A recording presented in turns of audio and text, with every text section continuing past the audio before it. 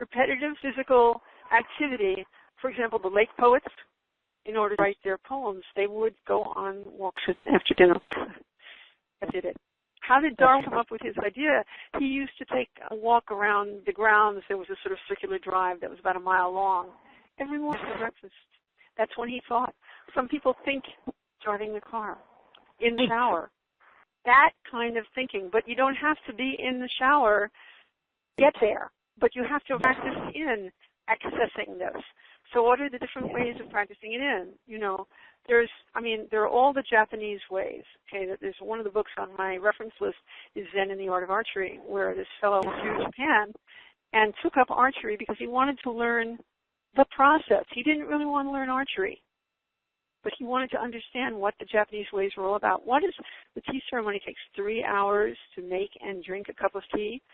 Well, mostly you're not, trying to accomplish something. Most getting into a particular zone, right? The athletes to be in the zone. The athletes who are in the zone and who have practiced in a particular thing that they do, they're skiing or whatever, can then do mental rehearsal.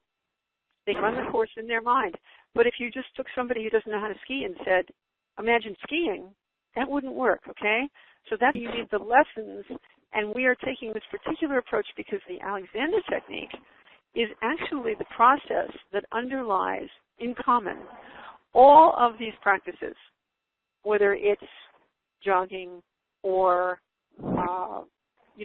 doing art or dance or singing or music or whatever it is. It all comes down to this basic neurological, how do you shift into this mode that's most appropriate. The Alexander technique is it's not direct, but it's the most direct because there's no product. There's no thing that you're trying to accomplish. You're not trying to end up with a drawing that looks like something or that's abstract and it doesn't particularly look like anything. That's a practice.